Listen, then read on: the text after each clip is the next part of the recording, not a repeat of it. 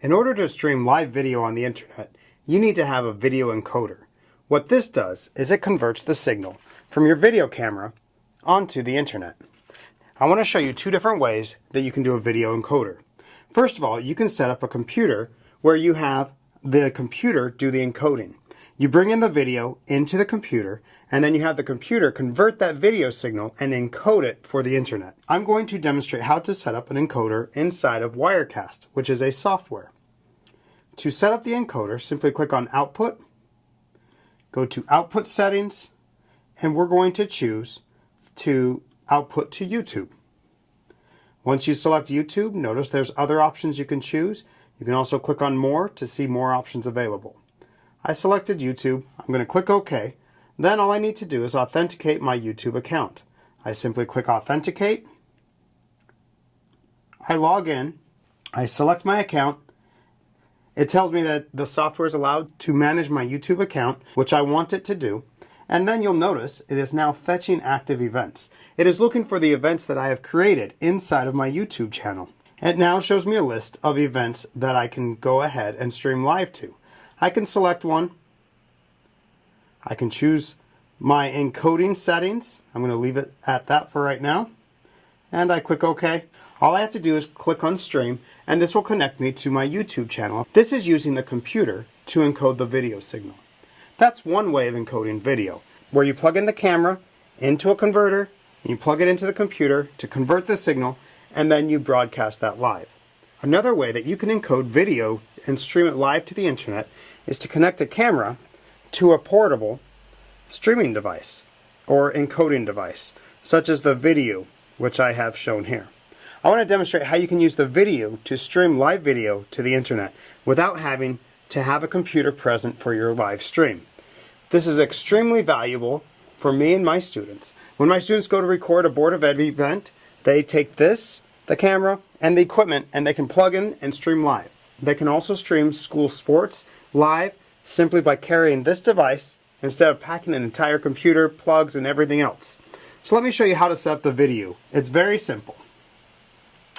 I'm going to start by going to YouTube, logging into my YouTube channel, and I'm going to go to the Creator Studio.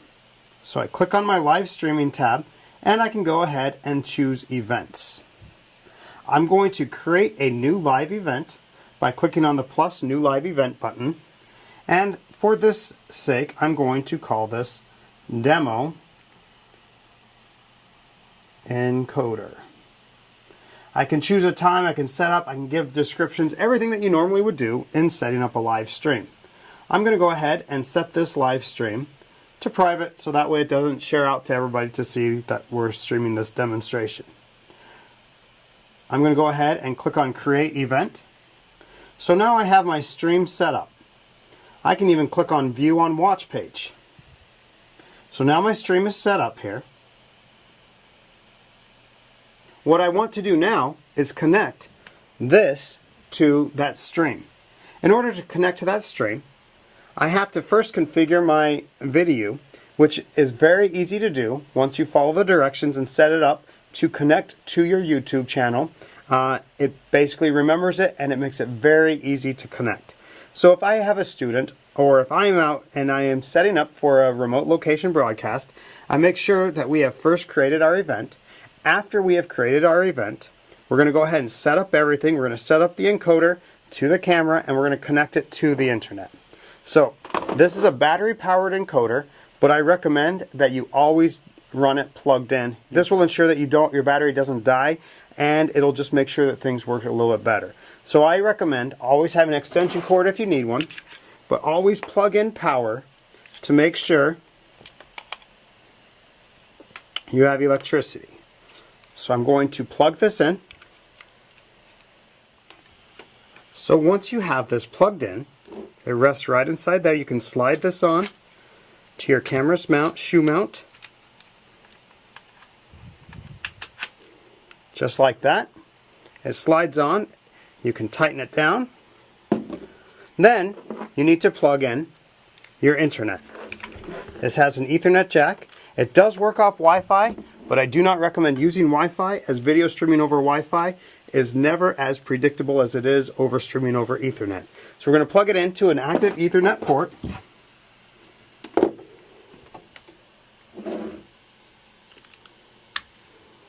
And it's as simple as you plugging in the Ethernet cable.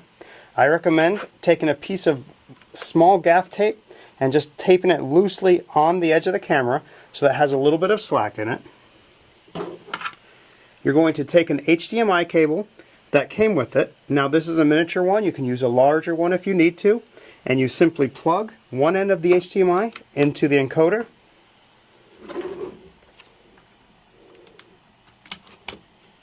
And the other end into your camera's out. Make sure that your camera's turned on and plugged in. You can attach a microphone, a shotgun microphone, if you are recording.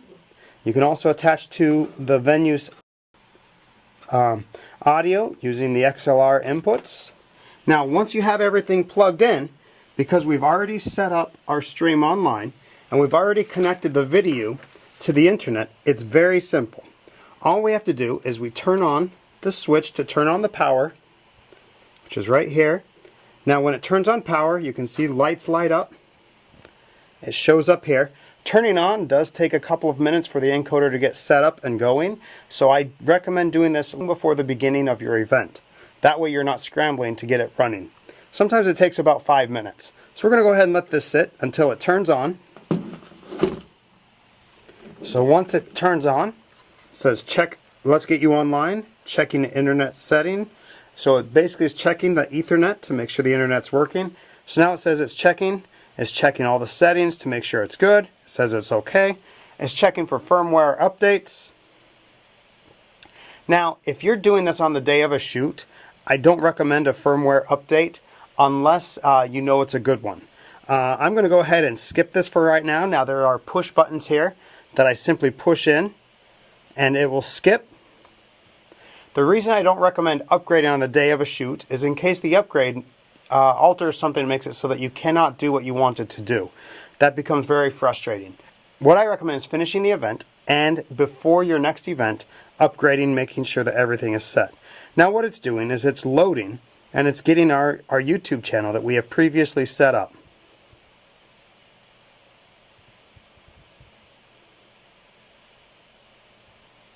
So now that I have this set up, because I've gone through the steps and the directions to set this up to my YouTube channel, I can find events. I press this button where it says menu. I go to broadcast settings, and here it says platform YouTube Live. It tells me the quality. I can change that if I want to change it by pressing the menu, and notice I can change it here. I'm going to keep it at 720p. And this is a push button, and it's like a joystick that you can go down. So it gives me all of these options. We don't need to worry about those now.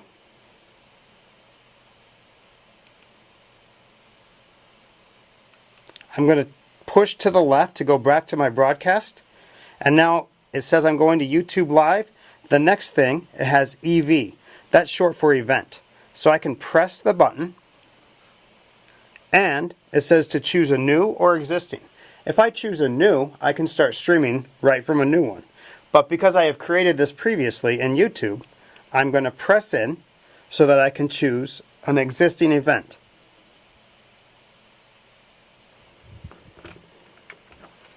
It takes it a moment, and it takes me to the different events. And here you can see my event that says Demo Encoder. So I have the demo encoder selected. I press the button. It applies the event. So when I'm ready to begin, I press the red button and it says start broadcast, yes or no. And I want to start the broadcast. So I press yes. Now it says, do you want to start in preview or live? If you set this to preview, it'll send the preview of the video to YouTube, where later you can change it to live. In this case, I'm just going to go straight to live. So I press the button. Notice it says starting.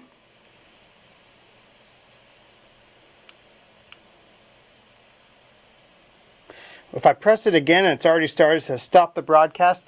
If I do that, it will stop the broadcast entirely. I don't want to do that because I accidentally pressed it. So I just go, and now it says live. Now it'll take about a minute's worth of time for my live stream to connect to my stream that I have previously created.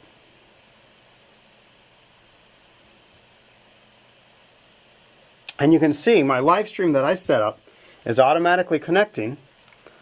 Also, remember to always open your lens cap when you're recording, otherwise you'll get a nice blank screen. This is going to have a slight delay on YouTube, as broadcasting to YouTube usually has a delay from what you're getting to here. And now you can see I have the video that is streaming live from this encoder. It's a very simple setup, and it's much easier to set up using an encoder, portable encoder like this, than to lug a full computer that's doing the same thing. But this is a very powerful tool that can make life a lot easier when you're trying to stream an event. And instead of having to lug the computer, you can set up everything on this encoder box. Now, the other thing that we have used this encoder box for, which has become very valuable, is not just to stream, let's say, one camera. Let's say that we do bring the computer. We set up multiple cameras. We have them all running inside of Wirecast. But Wirecast, let's say, is showing us that our CPU percentage is really high, and it's redlining, or it's really running the processor very high. To reduce strain on our processor, if we're running multiple cameras and our CPU is processing very high, we can actually plug in to our HDMI out of our Mac. We can plug that same cord into the Vidiu, and this will now send the video signal from the Mac to the Vidiu. And inside of Wirecast, or inside of your program, you can also have an output where it says external display out.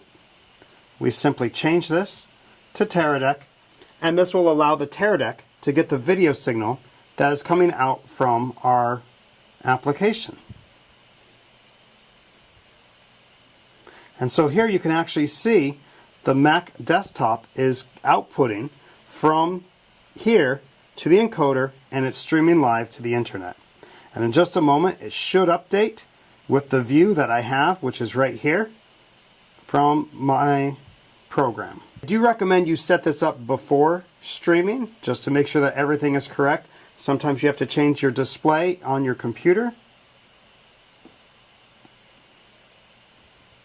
So you can use an external encoder to reduce the processing demand. And so that is just another way that you can use an external encoder.